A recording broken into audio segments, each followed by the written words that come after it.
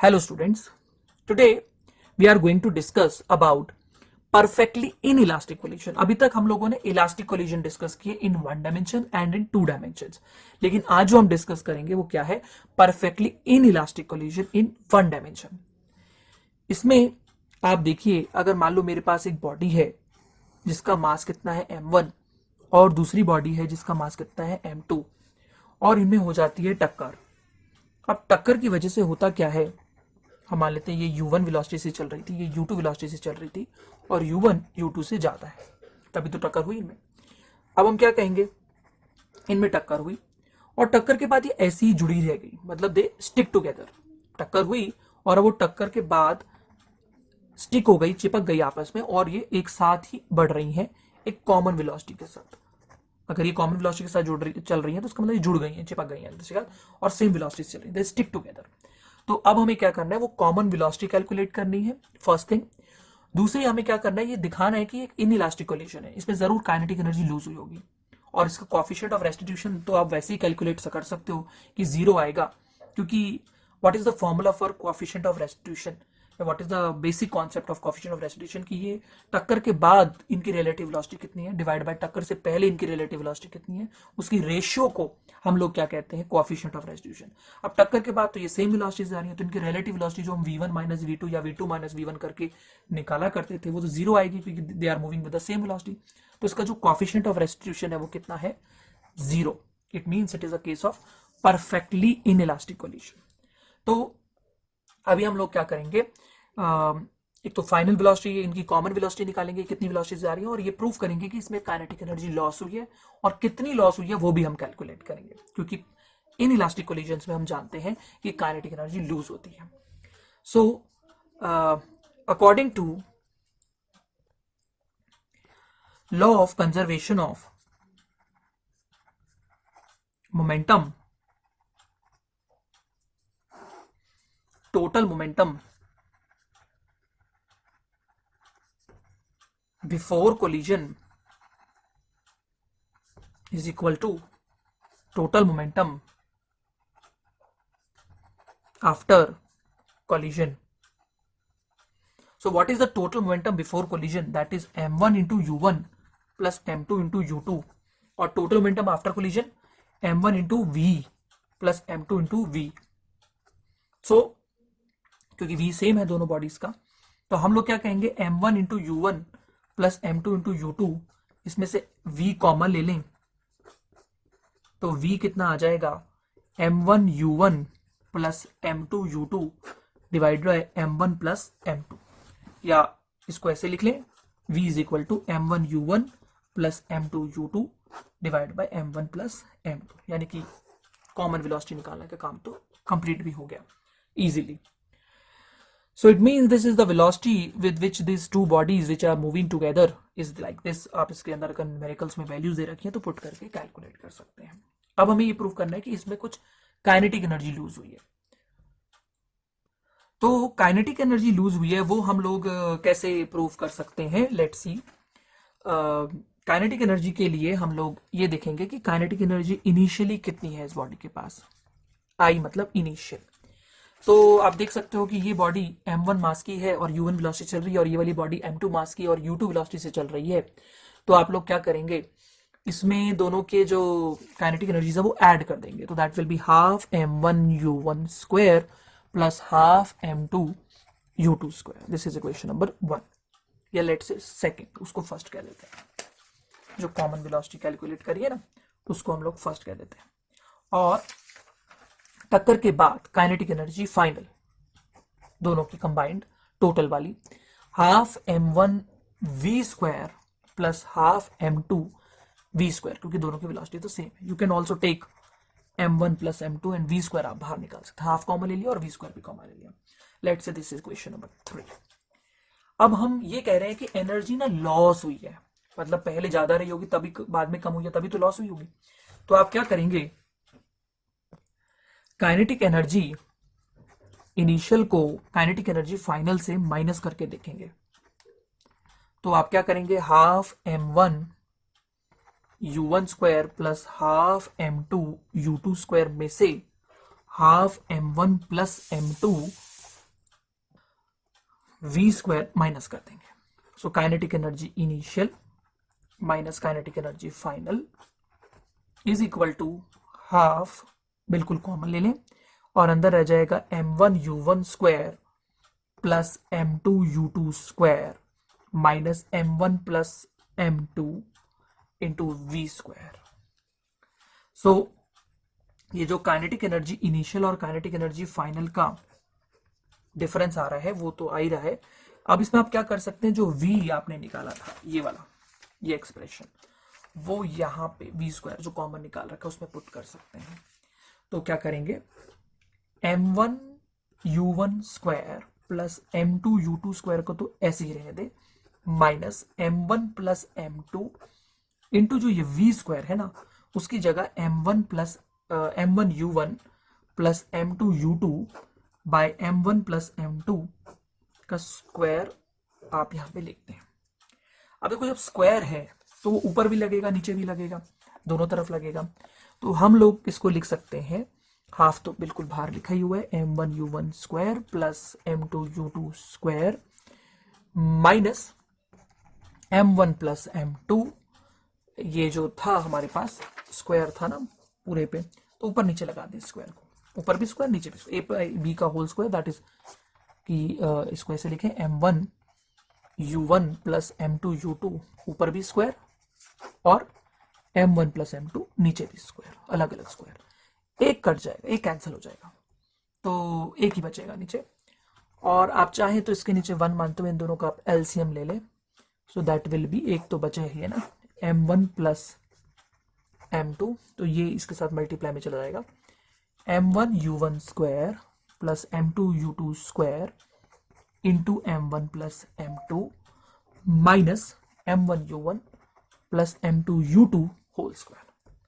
तो थोड़ा सा कैलकुलेशन वर्क ही है जिसको हमें परफॉर्म करना है। तो आप इसको मल्टीप्लाई करें 1 bye 1, m1 square u1 square, ये जब इससे मल्टीप्लाई होगा इस फिर m1 m2 u1 स्क्वायर, फिर इसको इसके साथ करें m1 m2 u2 स्क्वायर, फिर आप इसको इसके साथ करेंगे m2 m2 m2 स्क्वायर हो जाएगा m2 square u2 square, okay, minus इसका आपको होल स्क्वायर खोलना है। तो होल स्क्वायर क्या होगा, a प्लस बी का, a square plus B square plus 2ab। तो आप इसको जब सॉल्व करेंगे तो that will be m1 square u1 square minus हो जाएगा क्योंकि बाहर ब्रैकेट के माइनस लिखा हुआ है, m2 square u2 square minus a है ये b है तो a स्क्वायर हो गया है, b स्क्वायर हो गया तो 2ab हो गया, 2m1 m2 u1 u2 whole divided by m1 plus m2। अब कुछ कैंसिल हो रहा है, ये इससे कैंसिल हो रहा है, ये इससे कैंसिल हो रहा है। अब कुछ कॉमन भी आ रहा है, क्या कॉमन आ रहा है यहाँ से, हाफ तो बाहर है ही, देखो इसमें भी m1 m2 है, इसमें भी m1 m2 है, इसमें भी m2, m1 m2 बाहर निकाल लें और अंदर आ जाएगा u1 square plus u2 square minus 2u1 u2 divided by m1 plus m2। अब ये जो सब कुछ आ रहा है ये क्या आ रहा है, ये काइनेटिक एनर्जी इनिशियल और फाइनल का डिफरेंस ही आ रहा है ना। तो यानी कि difference in the kinetic energy initial minus kinetic energy final इतना आ रहा है, half m1 m2, what is this, u1 square plus u2 square minus 2u1 u2 क्या होता है, ये क्या होगा, ये होल स्क्वायर है किसका, a square plus b square minus 2ab किसका होता है, a माइनस b का होल स्क्वायर। तो ये u1 square plus u2 square minus 2u1 u2 है, तो ये क्या होगा, u1 माइनस u2 का whole square by m1 plus m2। अब ये सोच के बताएं, क्या मासेस नेगेटिव हो सकते हैं, नो, मासेस हमेशा पॉजिटिव होते हैं। तो ये ऊपर प्लस में, ये भी प्लस में, और होल स्क्वायर है, अगर u1 u2 से कम हुआ भी तो स्क्वायर होके तो वो पॉजिटिव ही हो जाएगा ना, तो दिस इज अ स्क्वायर। तो यानी कि ये सारी क्वांटिटी पॉजिटिव है, यानी कि ये काइनेटिक एनर्जी इनिशियल और काइनेटिक एनर्जी जो फाइनल है इसमें जो डिफरेंस आ रहा है ये ग्रेटर देन जीरो आ रहा है। और अगर ये ग्रेटर देन जीरो आ रहा है इसका मतलब पॉजिटिव आ रहा है, पॉजिटिव चीज ग्रेटर देन जीरो होती है, तो काइनेटिक एनर्जी इनिशियल वाली जो है वो फाइनल वाली से क्या आ रही है, ज्यादा आ रही है। इसका मतलब ये कोलिजन जिसमें दो बॉडीज एक दूसरे का स्टिक टुगेदर हो जाती है, चिपक जाती हैं, उसमें टोटल काइनेटिक एनर्जी टक्कर के बाद और टोटल काइनेटिक एनर्जी टक्कर के पहले सेम नहीं आ रही है। काइनेटिक एनर्जी इनिशियल ज्यादा आ रही है और काइनेटिक एनर्जी फाइनल कम आ रही है। तो जो डिफरेंस है वो ये दर्शा रहा है कि कुछ एनर्जी लूज हो गई होगी, कुछ पोटेंशियल एनर्जी में जरूर, ये जब टक्कर लगा होगा ना इन दोनों में तो हुआ ये होगा कि उसकी कुछ शेप ऐसी हो गई होगी, कहीं ना कहीं से दब गई होगी, कि वो शेप की वजह से ही या हीट या साउंड की वजह से ही हुआ ये होगा कि एनर्जी जो है वो पोटेंशियल या दूसरी तरह की एनर्जीज में बदली होगी, और वो काइनेटिक एनर्जी तभी कम हो गई है। ठीक है, तो kinetic energy initial minus final positive आ रही है, इतनी आ रही है। अब दो काम हो गए, एक तो हमने कॉमन वेलोसिटी कैलकुलेट कर दी कि ये दोनों टक्कर के बाद कितनी कॉमन वेलोसिटी से चलेंगी। फिर हमने ये भी प्रूव कर दिया कि काइनेटिक एनर्जी इनिशियल फाइनल से ज्यादा है, यानी कि काइनेटिक एनर्जी कहीं ना कहीं लूज हुई है। फिर हमने ये डिफरेंस भी तो निकाल ही लिया ना कि इनमें कितने का डिफरेंस है, मतलब कितना एनर्जी लूज हुआ है। We also have calculated that difference in the kinetic energy. Okay, so with this the chapter almost have get completed. One thing that again I want to tell you here, जो मैंने beginning में बताई थी आपको इस chapter की, and what was that कि there is no requirement for two bodies to have physical contact और एक्चुअली टच ईच अदर, कि वो एक्चुअली में कॉन्टेक्ट में आए एक दूसरे के साथ, फिजिकली टच करें, ऐसा जरूरी नहीं है। चीजें एक दूसरे को बिना टक्कर करे भी म्यूचुअली इंटरेक्ट कर सकती हैं। तो हमें लगता है कि कोलिजन का मतलब हमेशा बॉडी को एक दूसरे को कांटेक्ट में आना पड़ेगा, टच करना पड़ेगा, but there is no actual requirement. ठीक है, हमने ज्यादातर केसेस ऐसे डिस्कस किए हैं जहां पे बॉडी टच करके टक्कर मार के एक दूसरे के साथ वेलोसिटीज का एक्सचेंज या फिर मोमेंटम के अंदर कुछ चेंज लाती हैं, लेकिन दैट इज नॉट कंपल्शन। तो एक बहुत अच्छा एग्जाम्पल है scattering. Class you can say in class 9th I think आपने केमिस्ट्री में एक टॉपिक पढ़ा था, alpha scattering experiment, thin gold foil alpha scattering experiment पढ़ा था ना। उसमें आपने क्या पढ़ा था कि अगर एक गोल्ड न्यूक्लियस में एक अल्फा पार्टिकल आके टकराए तो वो तो वापस चला जाता है कुछ, लेकिन कुछ अल्फा पार्टिकल आपको याद होगा वो ऐसे करके मुड़ जाते थे, घूम जाते थे रिपल्शन की वजह से। अल्फा पार्टिकल जो होता है ना उस पर पॉजिटिव चार्ज होता है। अल्फा पार्टिकल एक्चुअली में हीलियम का न्यूक्लियस होता है, उस पर 2 पॉजिटिव चार्ज भी होता है, तो हीलियम के न्यूक्लियस को ही अल्फा पार्टिकल बोलते हैं। तो स्कैटरिंग, जहां पे अल्फा पार्टिकल अपना रास्ता भटक जाते हैं, अपने रास्ते से बदल जाते हैं, तो आप क्या कहोगे, अल्फा पार्टिकल या फिर यहां से अगर कोई अल्फा पार्टिकल आए तो वो ऐसे रिपल्शन की वजह से चला जाता है। तो स्कैटरिंग एक ऐसा एग्जांपल है जहां पे बॉडीज एक दूसरे के साथ एक्चुअल में कांटेक्ट में आए बिना कोलाइड हो रही है, या अपने मोमेंटम को अगर मैग्नीट्यूड में नहीं तो कम से कम डायरेक्शन में तो चेंज करा ही लेती होंगी। ठीक है, आप ये देखेंगे कि ये गोल्ड न्यूक्लियस पे तो एक खास फर्क नहीं पड़ेगा क्योंकि वो क्वाइट हैवी होता है as compare to alpha particle. तो गोल्ड न्यूक्लियस तो अपनी जगह से ज्यादा नहीं हिलता, लेकिन अल्फा पार्टिकल पूरा अपना रास्ता बदल देता है। इस शेप को हम, स्पेशल शेप को हम हाइपरबोला बोलते हैं। जो इस तरह की शेप आप देख रहे हैं that is known as hyperbola. तो स्कैटरिंग इज एन एग्जाम्पल, याद रखेंगे, स्कैटरिंग एक ऐसा एग्जाम्पल है जहां पे बॉडीज कोलाइड करती हैं, in which bodies collide without having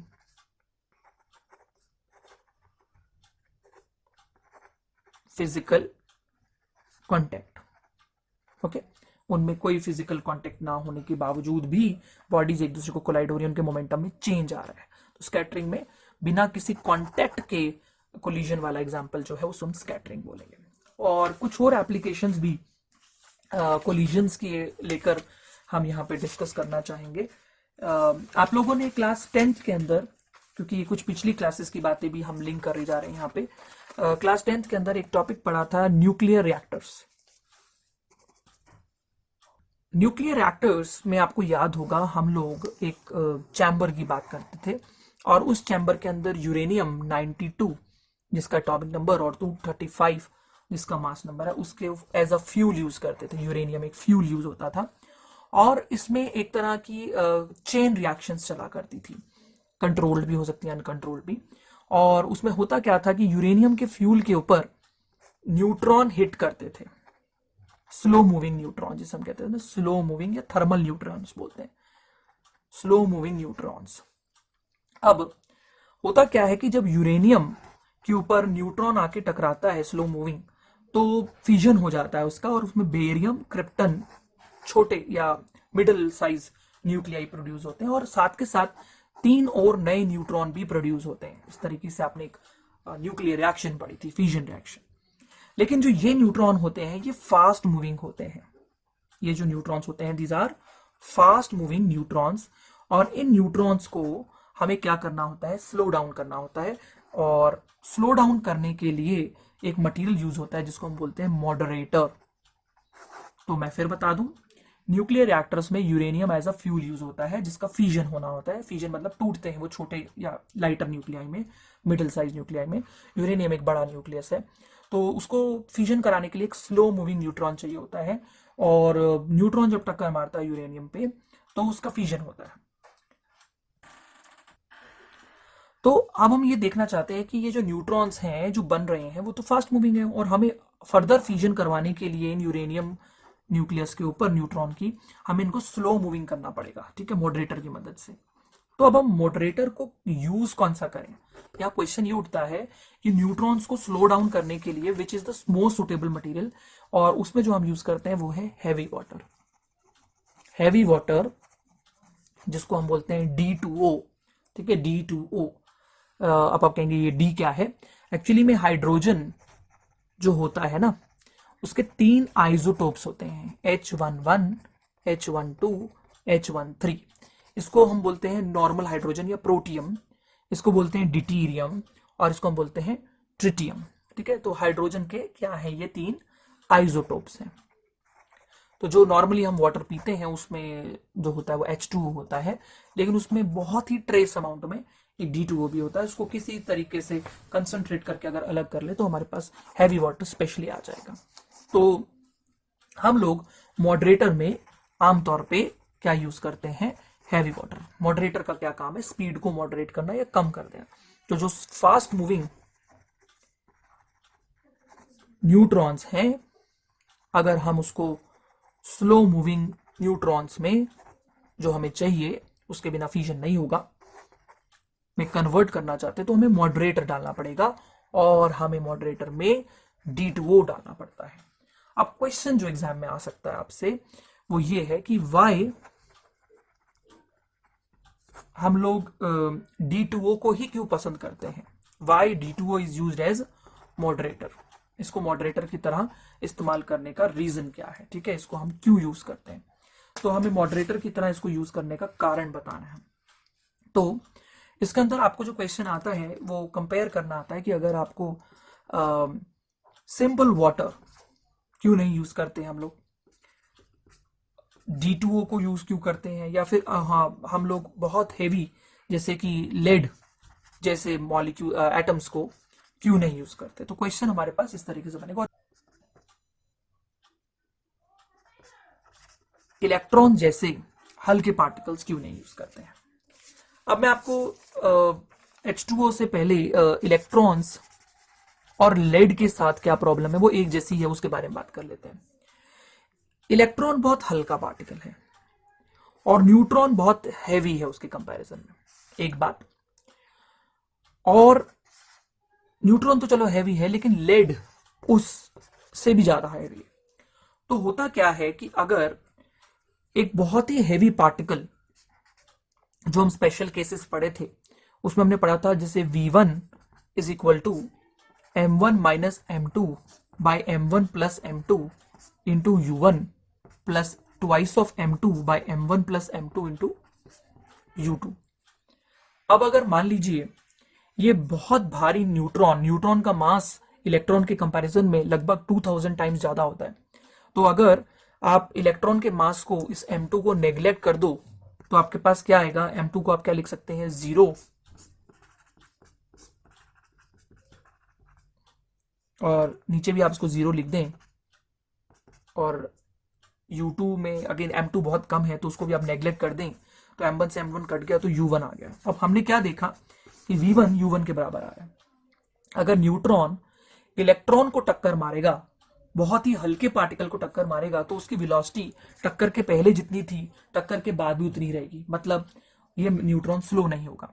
तो इलेक्ट्रॉन को एज अ मॉडरेटर हम यूज नहीं कर सकते। तो हमारा क्वेश्चन यही है कि हम D2O को ही क्यों यूज करते हैं? हम बहुत हल्के पार्टिकल्स या बहुत भारी पार्टिकल्स क्यों नहीं यूज कर सकते? और वो फिर अगर हमें D2O ही पसंद है तो नॉर्मल वाटर से हमें क्या प्रॉब्लम है? नॉर्मल वाटर भी तो यूज हो सकता है। तो हम ये सारे क्वेश्चंस को अराइज कर रहे हैं। तो हमने क्या देखा कि अगर हम इलेक्ट्रॉन को यूज करेंगे, इलेक्ट्रॉन का मास बहुत कम है न्यूट्रॉन से, तो हमने देखा कि वो न्यूट्रॉन जब उसको इलेक्ट्रॉन को टक्कर मारा, आप सोचिए ना, अगर बहुत भारी चीज, एक बहुत हल्की चीज को टक्कर मारती है तो वो हल्की चीज उधर कहीं भाग जाएगी और भारी चीज पे कोई फर्क ही नहीं पड़ेगा। तो यानी कि न्यूट्रॉन की वेलोसिटी में कोई फर्क नहीं पड़ेगा। अब अगर वो लेड जैसे हैवी पार्टिकल के साथ टकराएगी तो आप क्या करेंगे, इस बार आप न्यूट्रॉन के मास को नेग्लेक्ट कर दें, इसको दोनों को जीरो रख दें, तो आप देखोगे न्यूट्रॉन वापस उतनी ही वेलोसिटी से, ये जो हमने केस डिस्कस भी किए थे स्पेशल केसेस में, वो न्यूट्रॉन उतनी ही वेलोसिटी से लेकिन अपोजिट डायरेक्शन में चला जाएगा। यानी कि लेड के साथ भी अगर हम लोग बात करेंगे तो उसकी वेलोसिटी बस अपोजिट हो जाएगी, तो काइनेटिक एनर्जी तो अभी भी उतनी रहेगी, दैट इज स्क्वायर u1 का स्क्वायर, दैट इज, यानी कि अगर हम न्यूट्रॉन की तुलना में न्यूट्रॉन से बहुत हल्के पार्टिकल्स और न्यूट्रॉन की तुलना में न्यूट्रॉन से बहुत भारी पार्टिकल, लेड या इलेक्ट्रॉन जैसी चीजों की बात चल रही है यहाँ पे, इनका इस्तेमाल करेंगे तो उसकी काइनेटिक एनर्जी में कोई फर्क नहीं आएगा, वो स्लो डाउन नहीं होंगे। तो ना ही लेड ना ही इलेक्ट्रॉन जो बहुत उससे हल्के हैं या बहुत ज्यादा भारी हैं इस्तेमाल नहीं किए जा सकते। तो फिर हमें न्यूट्रॉन के आसपास के ही मास की चीजें इस्तेमाल करनी पड़ेंगी, जो न्यूट्रॉन से बहुत ज्यादा हैवी भी ना हो और जो न्यूट्रॉन से बहुत ज्यादा आप कह सकते लाइट भी ना हो। तो हमें इस तरह की कोई चीज यूज करनी पड़ेगी। तो उसके लिए हमारे माइंड में एग्जांपल आता है वाटर का। अब वाटर के साथ क्या प्रॉब्लम है, जो वाटर में जो स्ट्रक्चर है उसमें है कि 2 हाइड्रोजन एटम और 1 ऑक्सीजन एटम। अब हाइड्रोजन एटम में जो न्यूक्लियस बैठा है वो प्रोटॉन है। अब अगर प्रोटॉन के साथ न्यूट्रॉन की टक्कर होगी, जो इस हाइड्रोजन में ये जो 2 प्रोटॉन है, मैं तो अभी केवल प्रोटॉन की बात करूंगा, और ऑक्सीजन की 8 प्रोटॉन, आसपास कुछ इलेक्ट्रॉन्स के बॉन्ड्स वगैरह भी होते हैं। तो अगर न्यूट्रॉन प्रोटॉन के साथ टक्कर मारता है तो प्रोटॉन और न्यूट्रॉन जुड़कर डिटीरियम बन जाते हैं। मतलब वो न्यूट्रॉन हल्का या सॉरी लाइट लो वेलोसिटी का तो क्या होगा, वो तो प्रोटॉन न्यूट्रॉन के साथ जुड़कर न्यूट्रॉन ही बन जाता है। तो यानी कि हमारे पास H2O D2O बन जाएगा। तो कहने का मतलब हमारा तो न्यूट्रॉन ही लॉस हो गया। हमें तो न्यूट्रॉन को स्लो डाउन कराना था चेन रिएक्शन को कराने के लिए, जिससे चेन रिएक्शन चलती रहे आगे की तरफ, लेकिन ये तो हमारा न्यूट्रॉन ही एब्जॉर्ब हो गया। तो यानी कि वाटर भी हमारा कैंसिल हो गया। वैसे तो वाटर को यूज कर सकते थे क्योंकि न्यूट्रॉन और प्रोटॉन का मास लगभग बराबर है। हमने देख लिया कि अगर हम न्यूट्रॉन से बहुत हल्का या बहुत भारी मटेरियल यूज करते हैं, पार्टिकल यूज करते हैं, तो उससे न्यूट्रॉन की वेलोसिटी कम नहीं होती। तो हमने सोचा कि चलो प्रोटॉन यूज कर लेते हैं। प्रोटॉन तो न्यूट्रॉन के मास के जितना ही होता है, their mass is almost equal. लेकिन क्या देखा कि ये प्रोटॉन न्यूट्रॉन के साथ मिलकर न्यूट्रॉन बना के बैठ जाता है और इसकी वजह से वो वहां से गायब भी हो जाता है, यानी कि हमें वो लो स्पीड न्यूट्रॉन नहीं मिल पाएंगे। अब आप कहेंगे D2O यूज कर लो। अब किसी को तो D2O का भी डर रहेगा। D2O में क्या होता है, जो डिटीरियम है, जो आप बेसिकली पढ़ते भी हैं कि उसमें फर्क क्या है, ये जो 1 2 आ रहा है, इसमें 1 प्रोटॉन है और 2 में से 1 गया तो 1 न्यूट्रॉन है। तो अगर D2O की बात करें तो उसके न्यूक्लियस में 1 प्रोटॉन है और 1 न्यूट्रॉन है। आप कोई कह सकता है कि अगर डिटीरियम के ऊपर न्यूट्रॉन आके टक्कर मारेगा तो ट्रिटियम बन सकता है, 1 3 वाला हाइड्रोजन बन सकता है। लेकिन ट्रिटियम रेडियो एक्टिव होने की वजह से अनस्टेबल है, तो न्यूट्रॉन इजिली ट्रिटियम नहीं बनता है। It do not have the tendency to get converted into tritium. तो कहने का मतलब ये वाली बात प्रॉब्लम दूर हो गई। और ऊपर से आप क्या कहेंगे कि न्यूट्रॉन जो है वो एक्चुअली में 1 प्रोटॉन और 1 न्यूट्रॉन का है, और उस पे आके जब 1 न्यूट्रॉन टक्कर मारेगा तो उसकी वेलोसिटी इफेक्टिवली कम हो जाएगी। तो एग्जाम में अगर आपसे पूछा जाए कि why we don't use electron या लेड या वाटर एज मॉडरेटर, तो सब में कुछ कुछ अपनी अपनी प्रॉब्लम है। इलेक्ट्रॉन बहुत हल्का है, लेड बहुत भारी है न्यूट्रॉन के कंपैरिजन में, तो वो उसकी काइनेटिक एनर्जी को कम नहीं कर सकता, उसको स्लो डाउन नहीं कर सकता। वाटर थोड़ा अच्छा एग्जांपल था, लेकिन उसके अंदर 1 प्रोटॉन था, लेकिन वो न्यूट्रॉन को हल्का करने की, उसकी वेलोसिटी को कम करने की बजाय उल्टा वो उसी को एब्जॉर्ब करके न्यूट्रॉन बना के बैठ जाता है। हाँ, तो हमारे लिए जो ऑप्शन बचा है वो कौन सा है, D2O। D2O में जो ड्यूटेरियम एटम का ड्यूटेरियम न्यूक्लियस है, जिसमें 1 प्रोटॉन 1 न्यूट्रॉन है, तो उसके ऊपर जब 1 न्यूट्रॉन आके टक्कर मारेगा तो उसकी वेलोसिटी उनको टक्कर मार मार के उनको साथ कोलाइड कर करके कम हो जाएगी। तो सबसे अच्छा एग्जांपल हमारे पास मॉडरेटर की तरह यूज करने के लिए, या न्यूक्लियर रिएक्टर में जो हमें स्पीड कम करानी होती है, फास्ट मूविंग न्यूट्रॉन्स को स्लो मूविंग न्यूट्रॉन्स में कन्वर्ट कराना होता है, तो उसके आसपास के साइज का न्यूट्रॉन या D2O का जो D है वो हमारे काम आ सकता है, ये हमें समझ में आया। तो हमने 2 एप्लीकेशंस भी समझी प्रैक्टिकल की, why we use D2O the heavy water as a moderator in the nuclear reactors. और हमने एक बात और समझी कि स्कैटरिंग यानी कि कोलिजन होने के लिए एक्चुअल में बॉडी का कांटेक्ट में आना जरूरी नहीं है, वो साइड से भी कोलाइड होके रिपल्शन करके म्यूचुअली इंटरेक्ट कर सकती हैं, ये भी हमने समझा। और उससे पहले हमने जो टॉपिक पढ़ा था वो क्या था, in elastic collision in one dimension. Now only one topic from this chapter is left, that is power, that we are going to discuss in the next lesson.